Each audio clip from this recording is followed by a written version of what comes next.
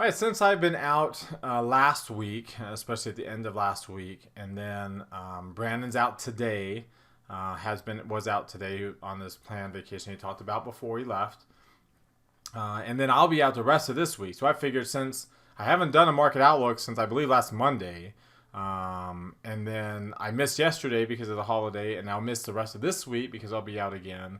I figured it would be a good idea for me to do the market outlook here today while Brandon's out and take advantage. So there's a little bit of a switcheroo today that you might not be used to. You might be used to seeing him, but he'll be back probably on Thursday. We'll be back to his normal time. You'll be able to hear him one more time here before the week is over. So that's why you're seeing me on a Tuesday night video. It's kind of different for me. And the market didn't do a whole lot while I was gone, and it didn't do really a whole lot today, but we're going to break that down to see if it's been enough, right, to get a good directional move, or are we going to continue in a non-directional way, and can we trade that? So let's go ahead and get started.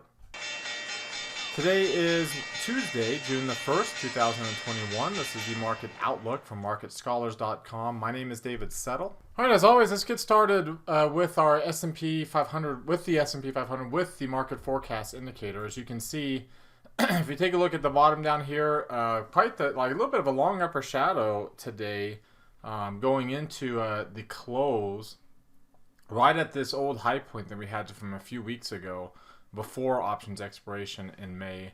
You can see the near-term line has dipped down, the momentum line dipped down, but not to extreme lows. So we have, this kind of bullish combination where I have an oversold momentum line for a second day in a row, but this one has the near-term line also below 50. In fact, it's a little bit below 40. When you look at it from this perspective, you can see it kind of looks a little bit more, you can see that bullish territory here. Let me pull up on this one the market forecast indicator. You can see the near-term line dipping into this bearish territory, with the momentum line down in oversold levels, but not extreme.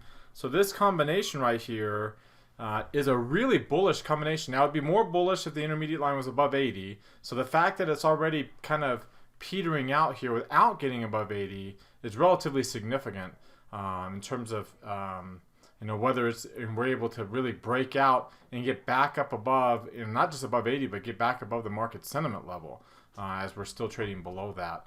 So bearish candle, but setting up with a pretty bullish pattern. So tomorrow's kind of a make or break deal in terms of whether we'll maintain this current dark green shading and green line pattern and really keep this intermediate run going, right? Which has been going on 7 months. Coming into June will be 7 months. One of the longest ones we've seen. The longest ones we've seen have been about 7 months. In the past, they've only been a couple in the last 20 years. This would be the third one. Are we going to be able to continue and push this into an 8th month? And of course you can see where the noisy patterns, again, even if we drop down, nothing matters. Like, as you can see, all these others, no drop matters until you break the 4,000 level, which is currently where the 23% retracement level is.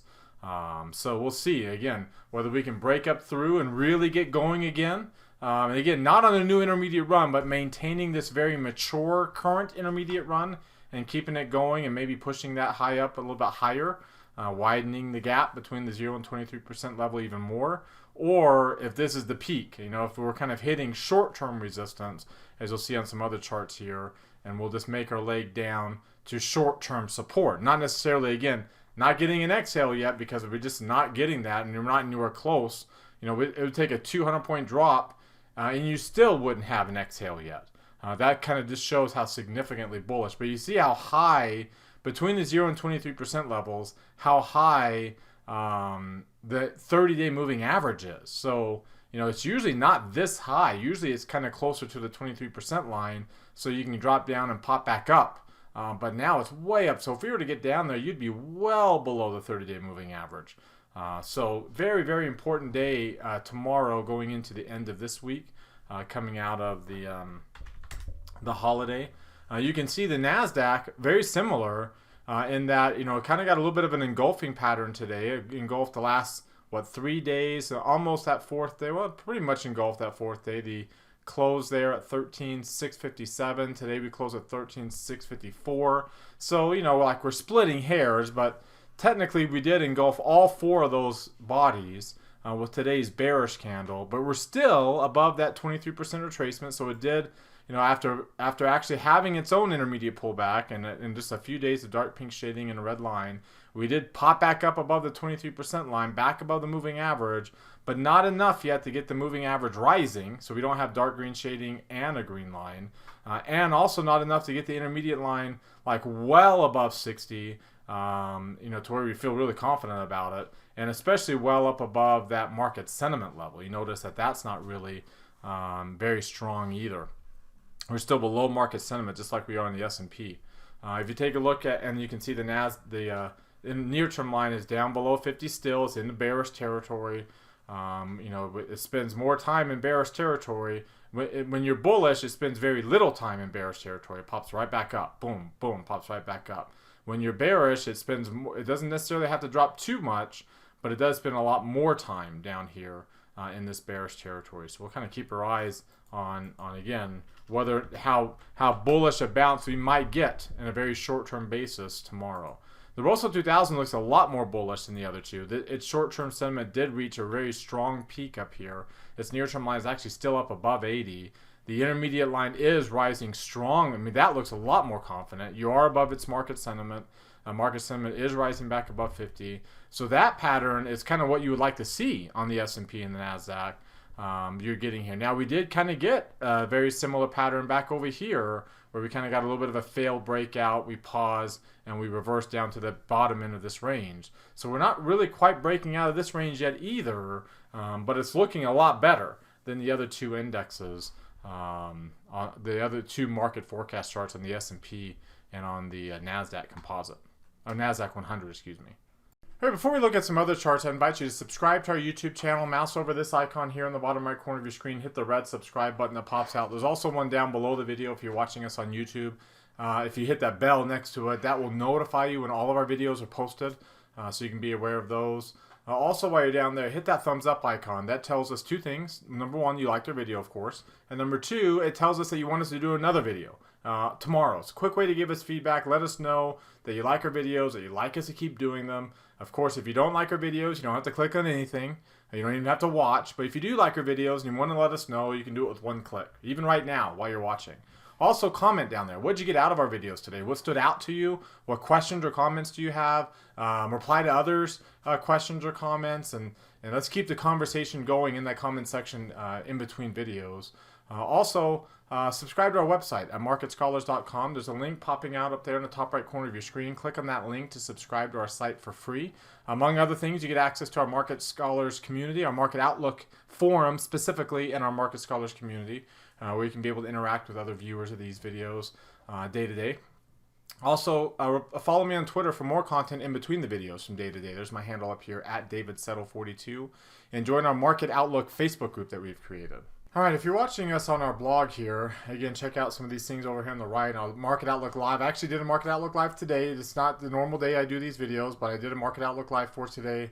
It's posted here, so just click on this image or come up here and click on Market Outlook Live Trade Review. Also, our trading rooms are scheduled. Trading room schedules over here on the right for the rest of this week, going into next week. Of course, I'm going to be gone the rest of this week, but that's our upcoming trading rooms. Again, all of our subscribers, all of our paid subscribers get access to all those videos. Our premium subscribers get access to it for cheaper on a per month basis and an average monthly cost basis. In addition to that, our premium subscribers also get access to all of our premium tools and access to our community, our class forums with all the custom content and interaction with other class members there. If you come down here, click on this heart, it opens up a new tab. Click on this like button here eventually that will show up when this website comes up here. There we go. Hit that like button right there.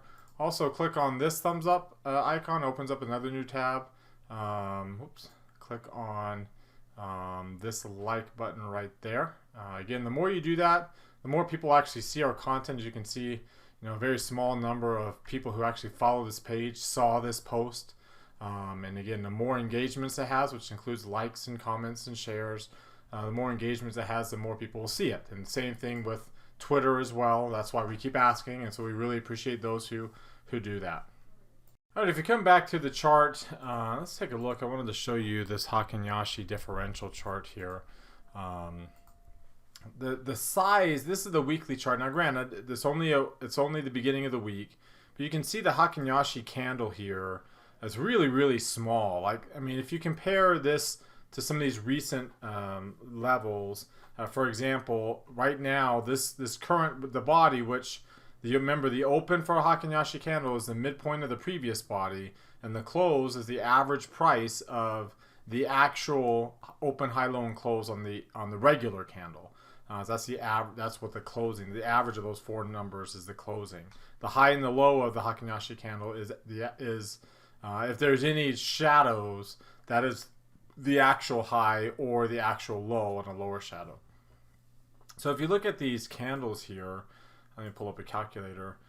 So for example, you can see the current, if you compare the current size of the candle at 39 points, 0.15 really, to the open, so try to normalize that number, you can see that we have it's about less than 1%. The size of that Haken-Yashi candle is less than 1% of the open.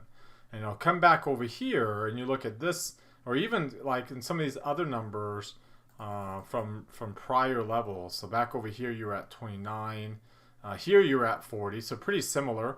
That body in 2018. I mean, that looked like a really large candle, and this one doesn't. And that was the same size. The Haken-Yashi, the body was the same size at well, I guess let's see, earlier than that, back in here in these bodies, at 40 points. But the difference is now 39 points is less than 1% of the current open. Back then, going into that January peak, 41 point difference, 41.73. 41.73 point size of that body divided by the open. So right there, the open of that candle was 2583.64. That was over 1.5%. So you can see how a 41 point Haken-Yashi body there at 1.5% was relatively large versus a 39 point, which is less than 1% here, which is not that large.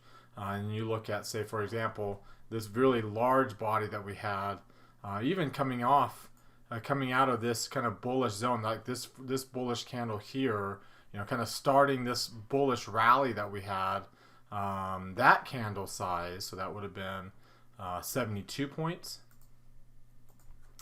was roughly the size of the body, as you can see down at the bottom, the green number there, out of an opening level price of 39.16.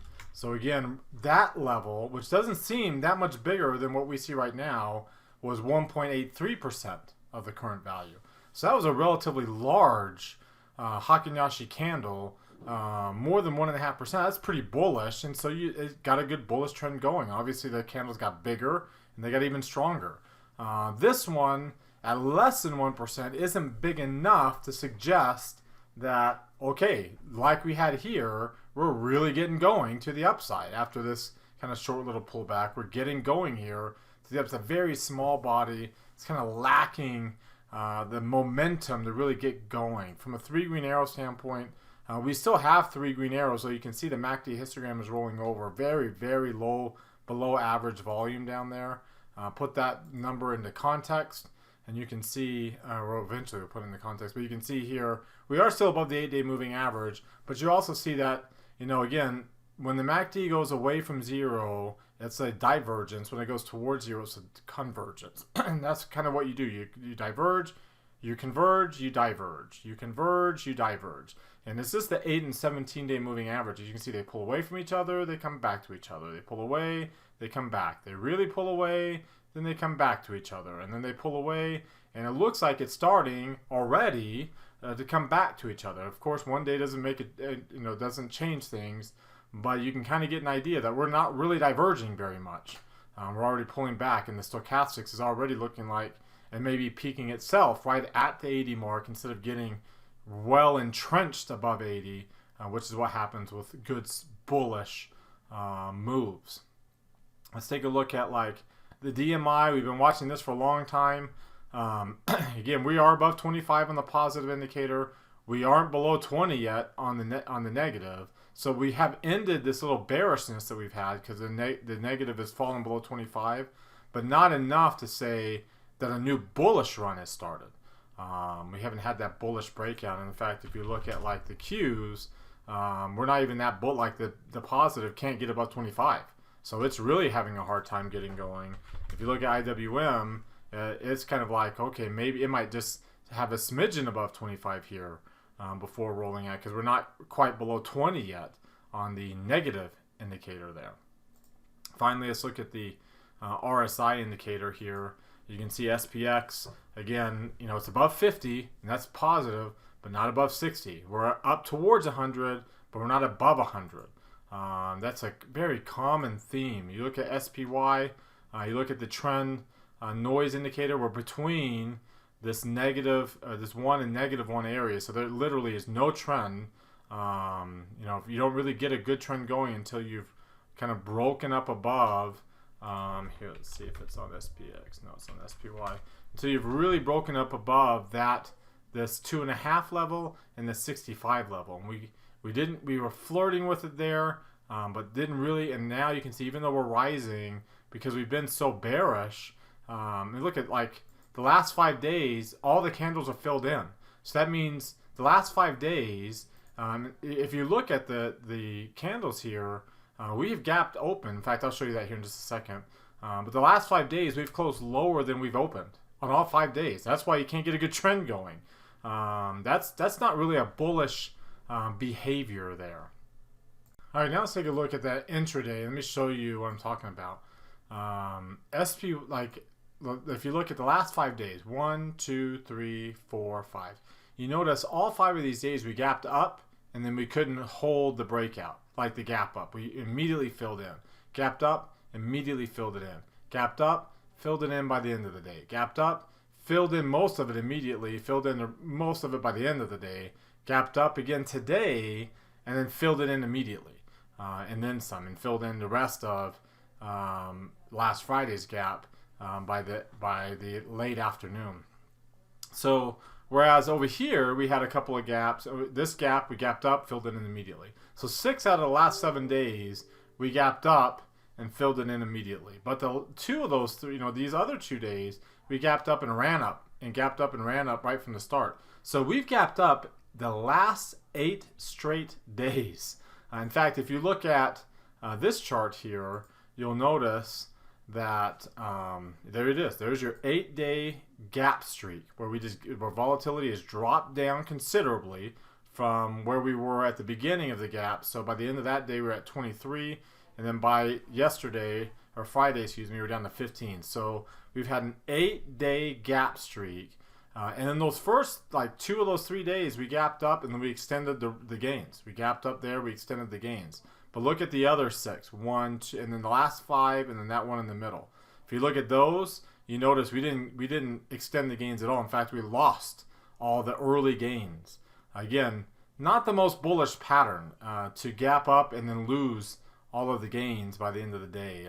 And then, like I said, to have candle bodies where they're filled in, like every single one of them is filled in of those candle bodies. That's why we can't really achieve escape velocity, so to speak. If you take a look here at the volume in the trading range, I told you we had about 54 million shares. Again, very, very light, coming off of some really, really light volume. That's a little bit of a misprint there, but over here it wasn't. We were about at 40. Let's see, was it 450? 51 million shares on this day, and the rest of these are right around 57, 56, 58, and then today 54 million. And then the trading range was actually relatively large today. For SPY, you see it was 3.5 points, so relatively large. If you take a look at both those numbers in context, 3.5 points is right there, so it's not extremely light.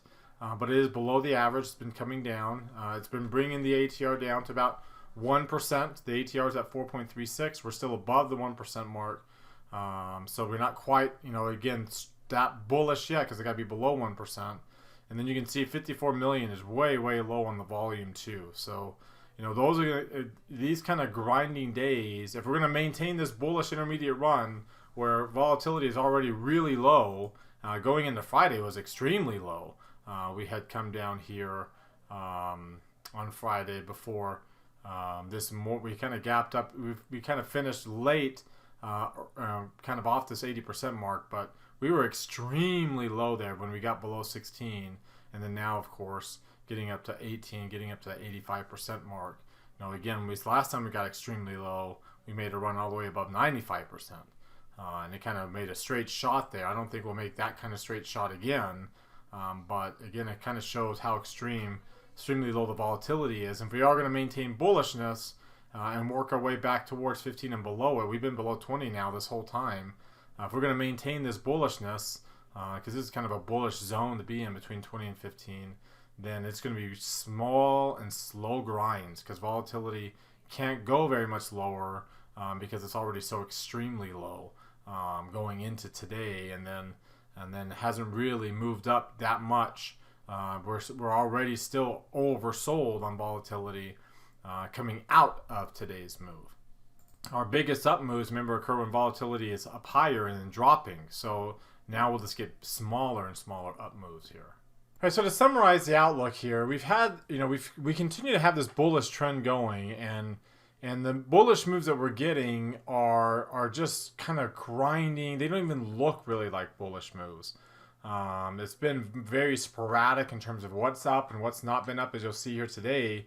If you look at the sector rotation, it doesn't look very bullish. As you saw from some of the technical indicators, they don't look like we're breaking out. Of course, we've also been on an intermediate run for multiple months, so there's really nothing to break out to. If we're going to maintain and still be bullish, which obviously we still are right now, it's going to be slow and it's going to be grinding. It's going to be very boring. And it's going to be some short-term swings. And right now, from a lot of the indicators, it looks like we're, at the top of a short-term swing to the upside, and should expect more of a short-term swing to the downside. Unless we get that breakout, that gives us the escape velocity that we need as early as tomorrow. Because the market forecast is giving us a bullish signal, like a next day bullish signal. So either that pops us up tomorrow and we achieve that escape velocity and we really kind of move here, or we'll probably move down towards the lower end of some of these ranges that we've been in on a very short time frame, just a very small pullback. That if we broke through the bottom of that range, then it would lead to more. But until it did, you'd expect, again, support to, even on the short-term basis, to hold until it doesn't. So that's kind of how I'm leaning. I expect probably over the next couple of days, heading into the end of this week, we will get, kind of some softness and very short-term small weakness to the bottom of recent short-term ranges. And there I expect support to hold, and we'll still maintain a very grinding, boring, bullish move after that.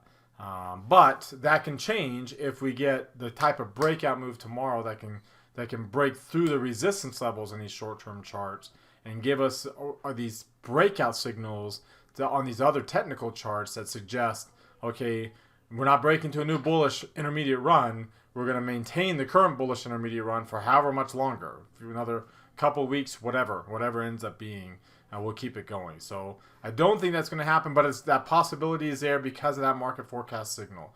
So something to be aware of, again, like I said, as early as tomorrow, if we were able to achieve that type of breakout and basically most likely extend an 8-day opening gap streak that instead of the last 5 days, we weren't able to hold at all. This day, it would be more like the first one where we gapped up and then ran from there. So look for that type of move tomorrow. I think that's the lowest probability. I think the higher probability is we start to exhale a little bit. Again, small, short, just towards the lower end of recent short-term ranges.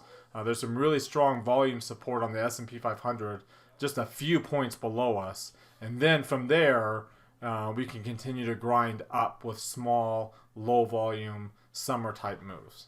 So what do you think? Do you agree with that? Do you disagree? Let me know in the comment section below, especially if you disagree. What charts or indicators are showing you that either we've already started to break out bullishness and we are starting a new run, or that we're going to get more than just a short-term exhale, that it's going to be more, that's going to turn into more than that once we break, that you expect that we'll break some of this short-term support. So share what charts or indicators you're looking at with our community below in the comment section. All right, now let's take a look at what's driving the price action. You can see on this chart, this is a 3-month chart, you can see what's really driving the price action. So the commodity prices are taking a run to the upside. Real estate stocks are making a run to the upside much higher. In fact, off of this low point right here, we could say it would be the 512 low point. If I were to come over here and just say, okay, starting from 513 on intraday basis, so we'll look at like a 15 minute chart here. So this is coming off of that 512 low point. You can see emerging market stocks, small cap stocks, real estate stocks, commodity prices started their bounce later, but they're all rallying sharply. Gold is outperforming the S&P 500. Foreign stocks are outpacing the S&P. Bonds are higher, interestingly enough. Bonds are higher during this time too, though they're lagging behind both gold and equities. And you can see the dollar is down considerably over that time. And if you were to say, okay, well, how about off of this low point, this kind of secondary low point here, and what would this be, 519? Let's go to 520 going forward. From 520 going forward, then you can see, so a week later, commodities have joined real estate and emerging markets and small cap stocks on the run to the upside. Qs are outpacing S&P.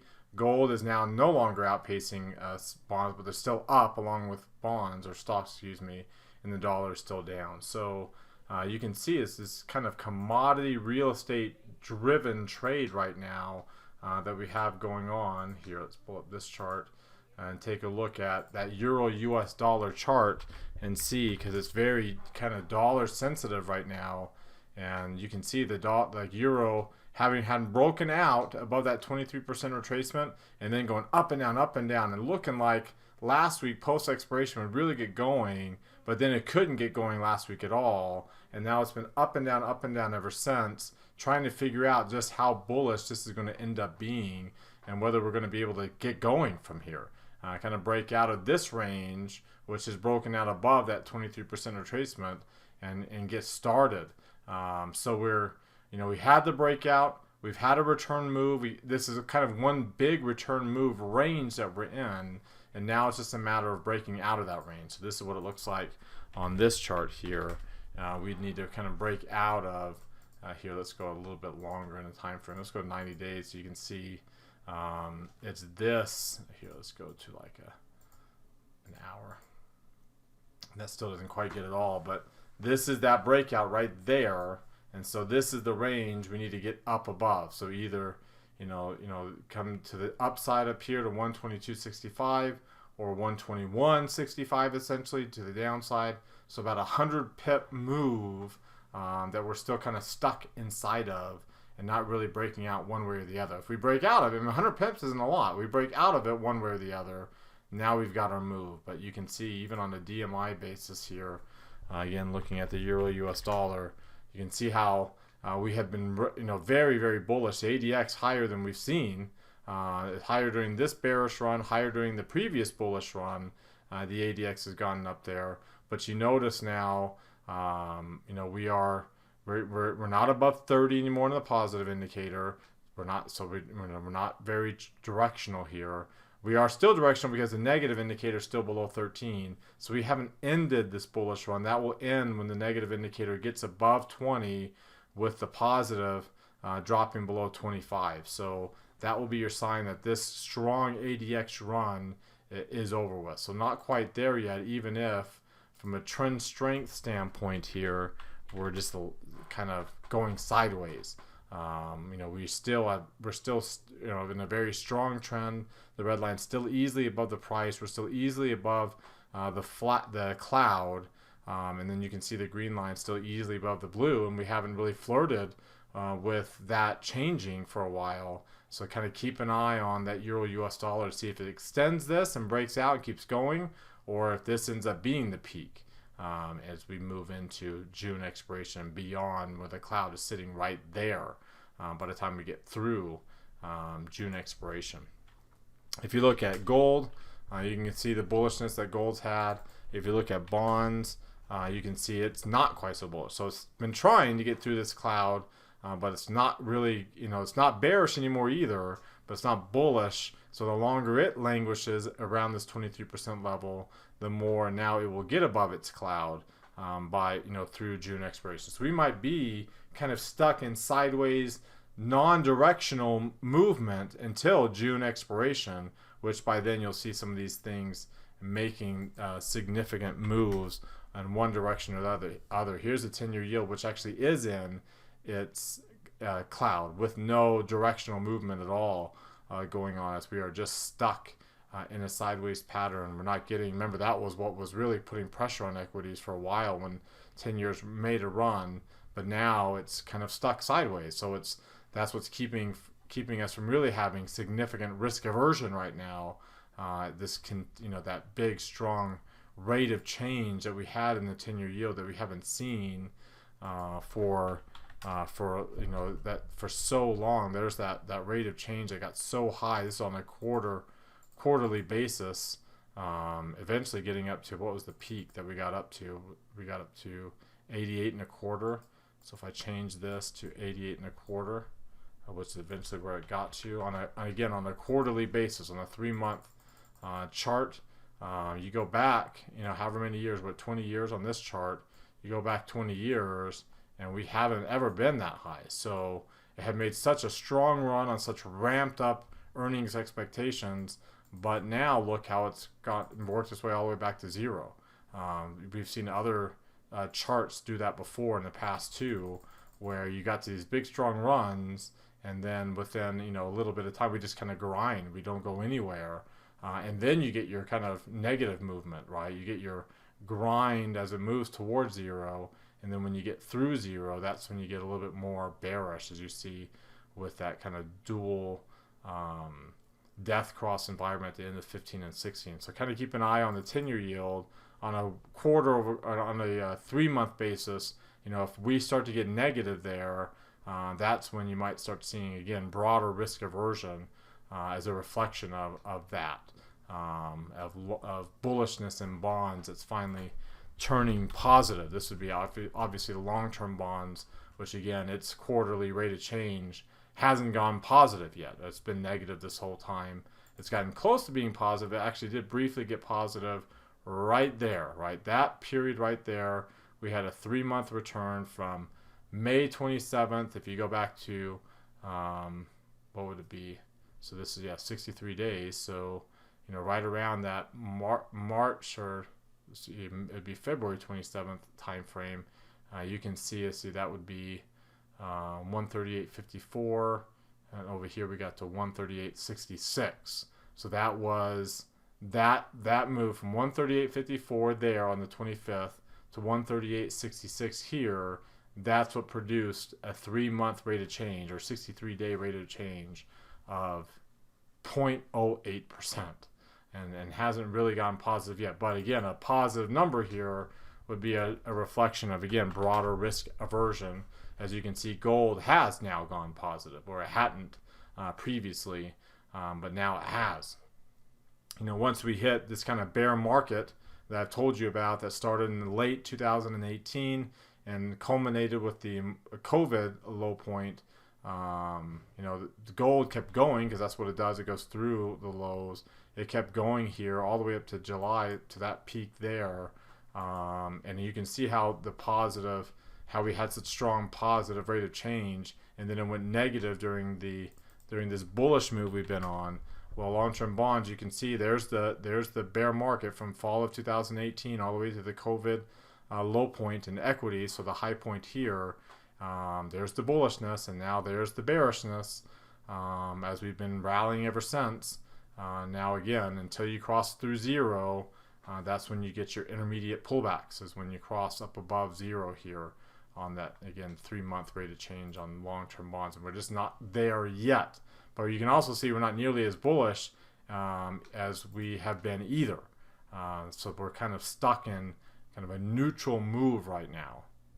Do the same thing with stocks, you can see the same move. So again, coming off of that 519 low point, where you had commodities and everything else going up so strongly together, here is the same time frame, but with equities now coming off that 519 low point. There's real estate, as we saw real estate doing very strong. There's energy with all of its gains coming today.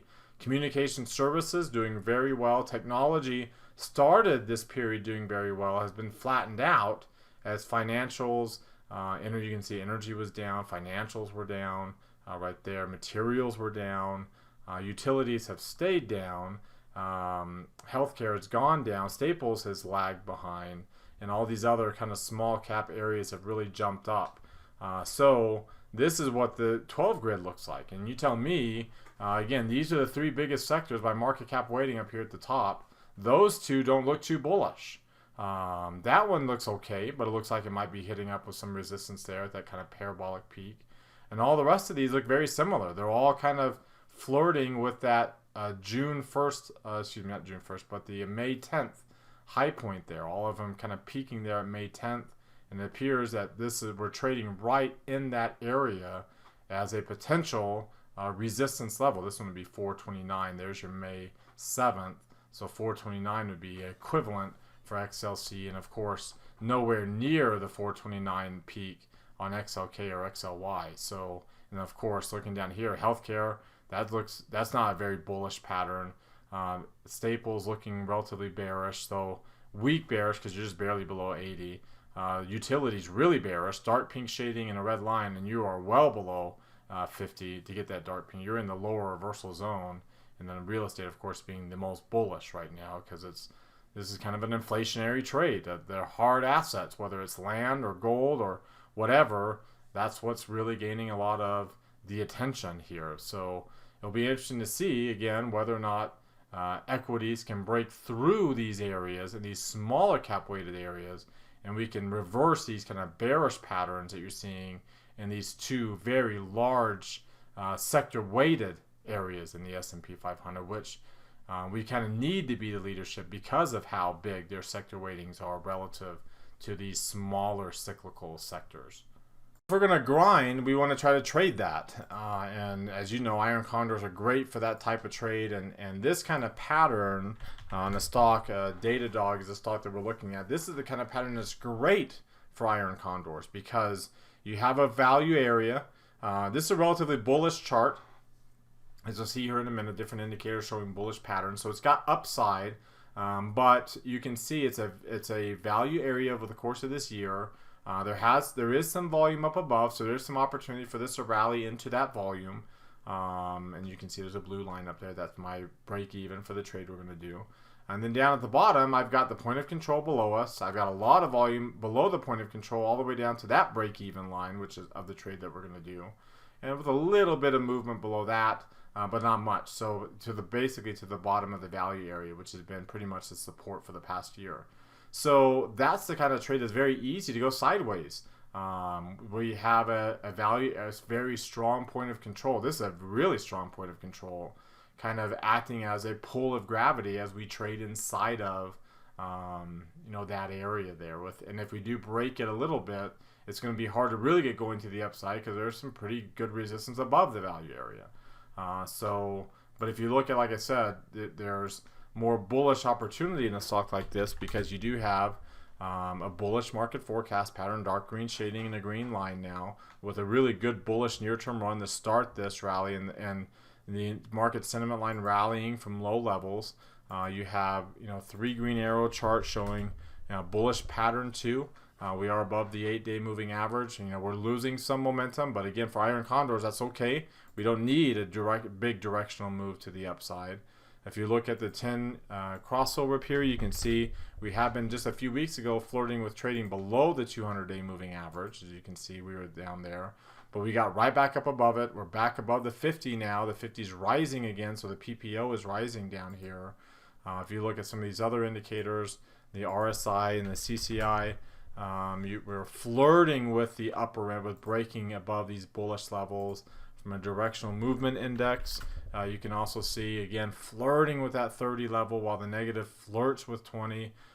So we're flirting with these bullish moves that aren't, strong bullish moves, but strong enough that we can be able to avoid any negative, significant declines, and be able to trade a slow grind around, being anchored by that point of control. So that's the setup for the iron condor spread. And what we've done is come over here to, let's see here, give me 1 second.